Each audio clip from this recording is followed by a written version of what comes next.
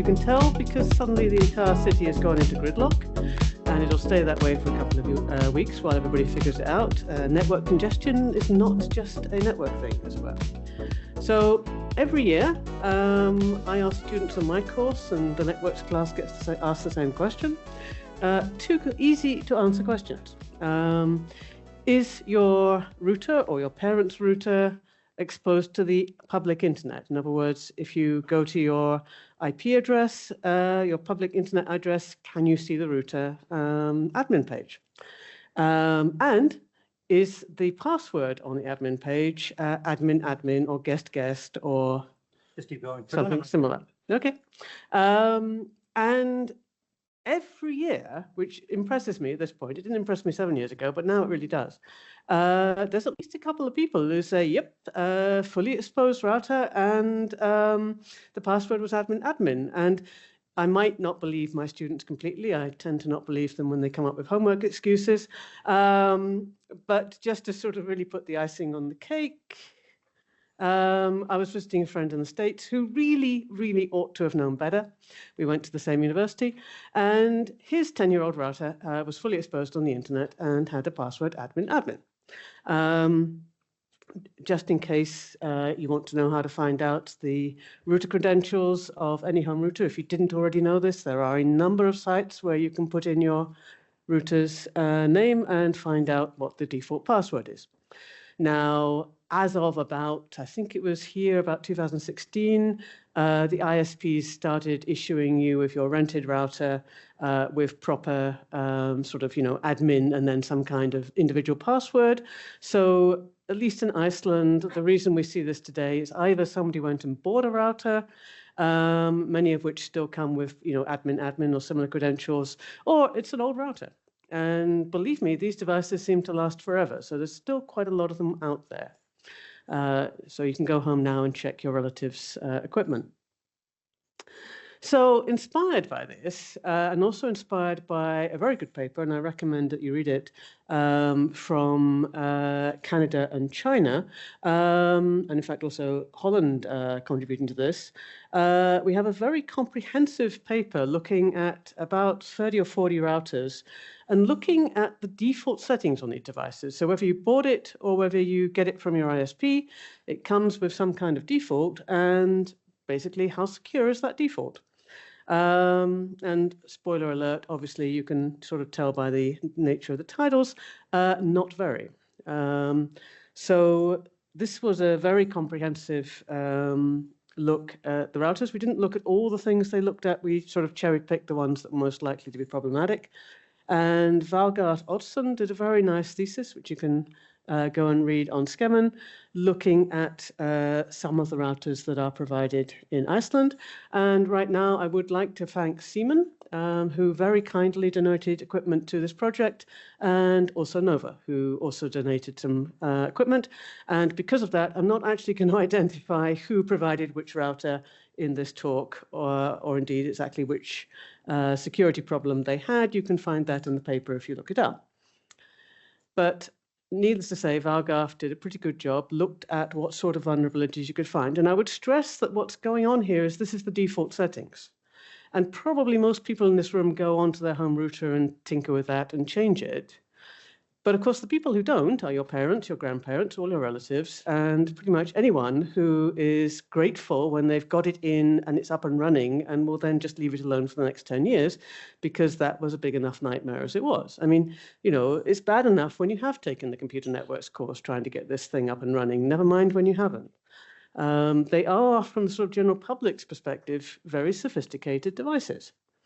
So we looked at the vulnerabilities, and the things we were trying to assess were things like, is the firmware updated automatically? Because good luck if it's not, right? My mum's never going to update the software on her router. I check it every year, but, she doesn't. She's not going to be capable of realistically. We had one router that still expected you to do this manually. So you had to download the firmware and then identify it on your computer and upload it to the router. And again, this is not something that a normal person is going to be able to do.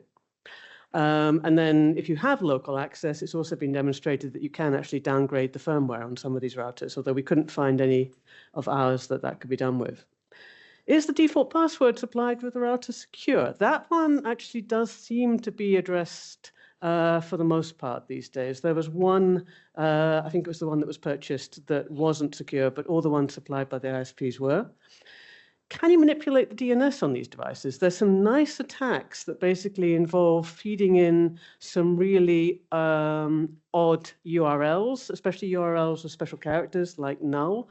And this leads to some kind of router injection attack that you can use to attack DNS requests on the router. Now, for that, you would need local access. So it's more of a sort of escalation attack than something that's going to come from outside, but still is fairly possible.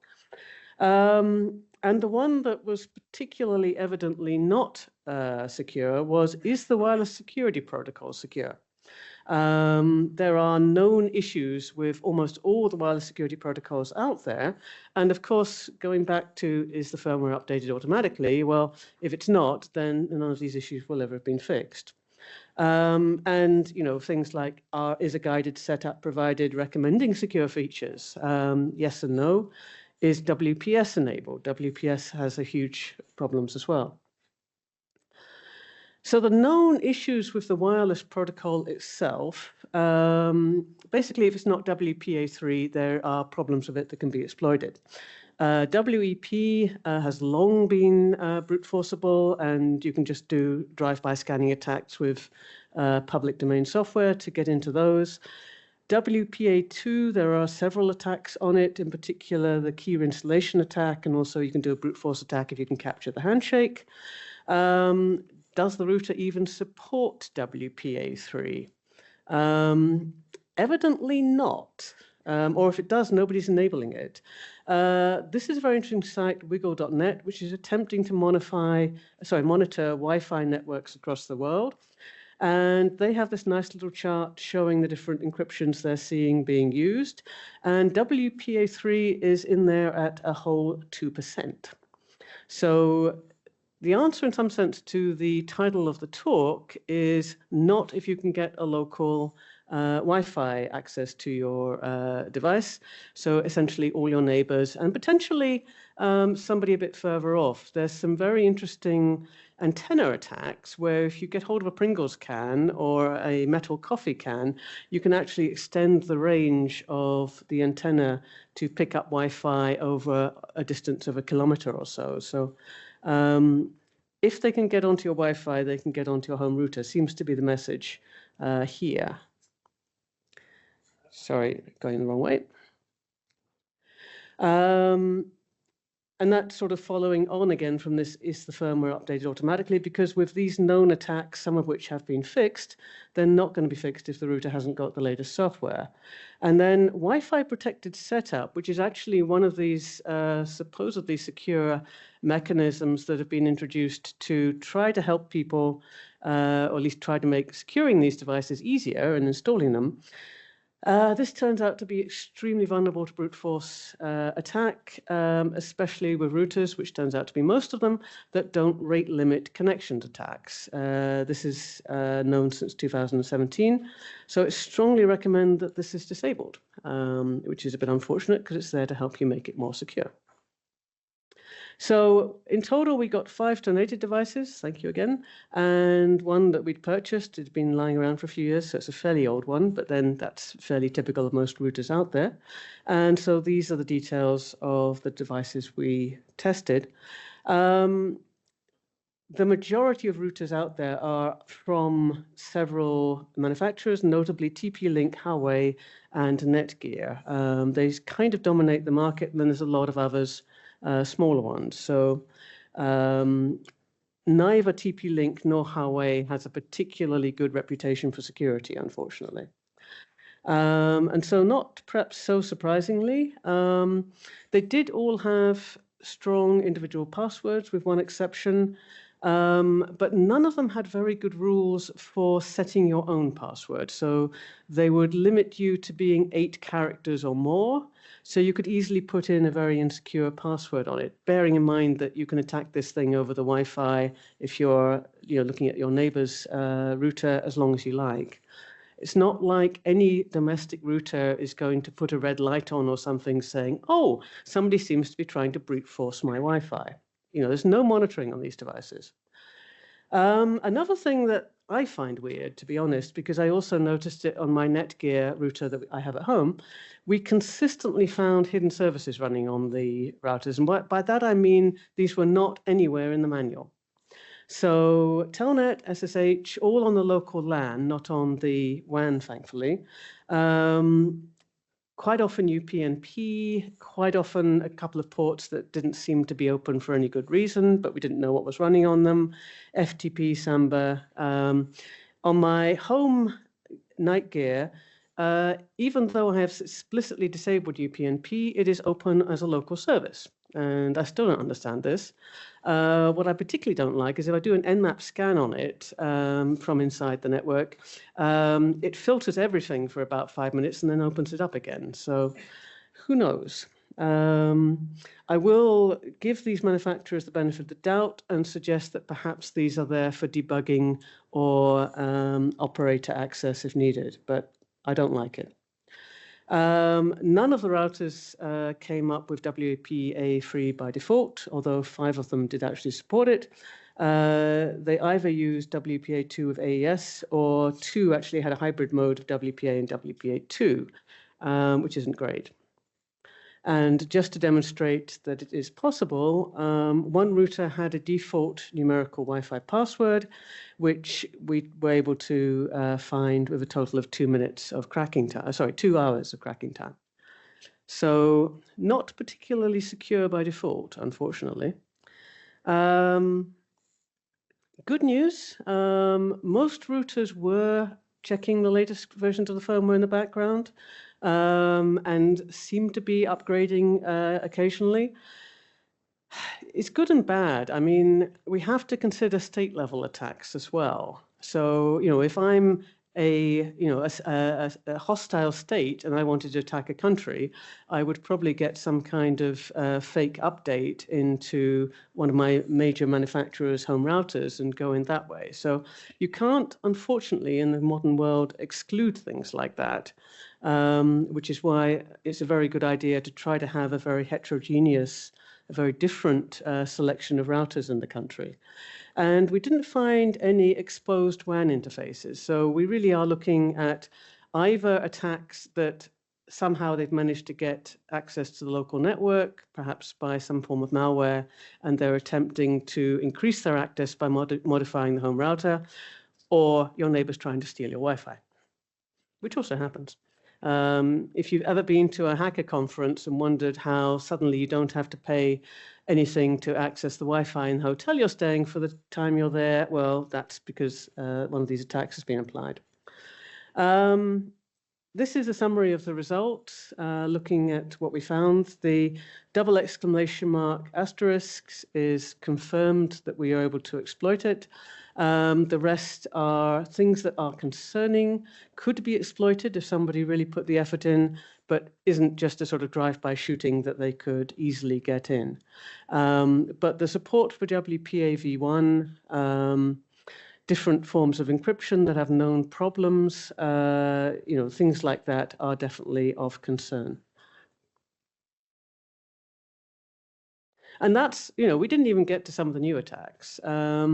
This was announced last year and isn't included in any of the papers that I've talked about. This is a design flaw that applies to all the Wi-Fi standards, including WPA3, and essentially allows you to trick the Wi-Fi client into connecting to an untrusted network, because the SSID isn't always verified. It's trusted if it's already there. It's actually a flaw in the Wi-Fi protocol itself. And this again goes back to, is the firmware being updated? Because if it's not, then the router will be exposed sooner or later. There's a certain inevitability about that. So what, if anything, can be done about this? I think, sorry to make work for you guys, but the ISPs need to put more attention on the security of home routers. And that may well mean, kicking all the old routers off the network, forcibly, telling customers they have to bring them in and replace them. If it's a rented router, that's not too hard, and hopefully everybody is aware that it's important. They should also be doing much more work on providing default configurations that are secure and testing the routers themselves. We didn't in this paper look at the general security of the router in terms of are there potential manufacturer backdoors. And let's give the manufacturers the benefit of the doubt here. Quite often that's just there for some form of debugging or testing. But we've certainly, and other people have certainly found evidence of this kind of thing in a TP-Link router. In fact, there's been a number of security issues with TP-Links. And this is the sort of thing that potentially could be exploited from a WAN if you can send some kind of magic packet to one of these devices. I wouldn't rule that out with any of the devices we've looked at, to be honest. They make me very uneasy the more I learn about them. Absolutely disable Wi-Fi protected setup. That's very easy to trick. I don't know, we haven't sort of asked them yet. I think something we need to do is what sort of monitoring the ISPs are actually doing on these devices for them being attacked. Because they're not going to tell their users that there's an issue. That's the problem. I'm not monitoring my home network. Well, actually I am, but most people aren't. And the box itself isn't going to have any, I've had 1 million attempts to crack my Wi-Fi password as the last hour light on it. They're completely invisible. So what that means in security terms is you can kind of do what you want to them and nobody's going to notice. Automatic firmware and configuration checks, absolutely. And as I say, some kind of alert to users when there is sort of brute force activity going on, I think would be very valuable. And the other thing I've noticed on several of these devices is they don't expose normal logging to the user at all. The one I have now, and it's one of the reasons I bought it, I can see the 15 or 20 attempts being made on my IP address every minute that you'll see on any box that's exposed to the internet on a public IP.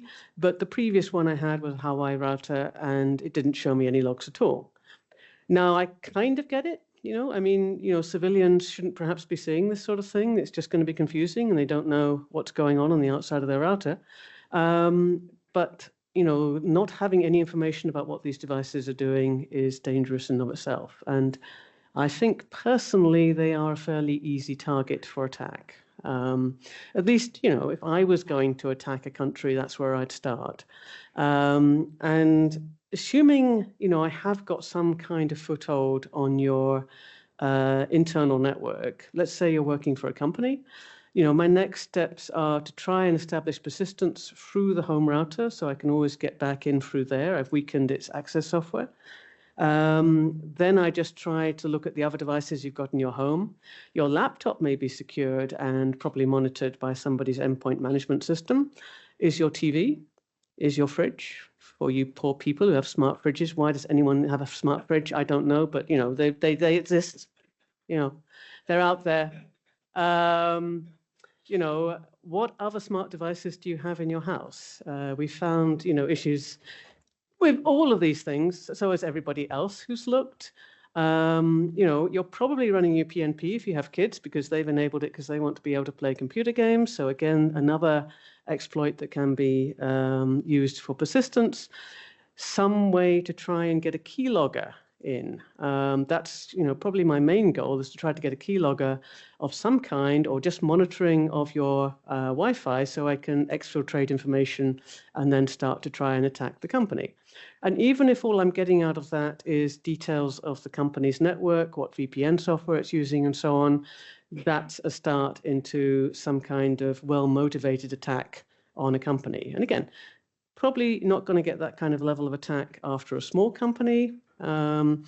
Rich people, which actually is most of us in Iceland because we're quite well off compared to the rest of the world, might well be targeted that way. Rich companies certainly, because that's the kind of target that people will spend significant effort in trying to get onto their network in order to be able to commit a ransomware attack or conduct industrial espionage of some kind. So I don't know if the home router is the weakest link in everybody's network, but I think it certainly should be looked at that way. Any questions?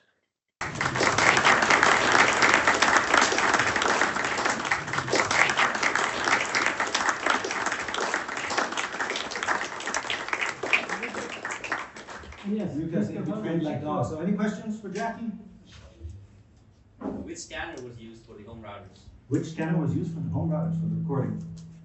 We were using Nmap and ngCrack, so nothing sophisticated, just normal scanning tools.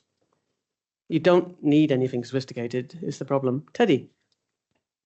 Hey, thank you for the talk. I'm curious, did you guys check whether the routers use the predictable private IP address during the setup? So like side channel attacks or indirect attacks or trying to plan attacks? We did, and yes, the answer is yes, and the even worse answer is most of them are just using HTTP. So they're not even using HTTPS when you're setting them up. It's a straightforward HTTP attack, and you could certainly get in at that point as well. Predictably, just know the IP address and just launch an attack. Yeah. Did any of them prevent DNS rebinding? Not sure. I'd have to look at that. I suspect not. DNS was flagged both by us and by the Canadian-Chinese paper as a massive issue. Any other questions? Last chance, going once, going twice, going three. Thank you, Jacky. Round of applause.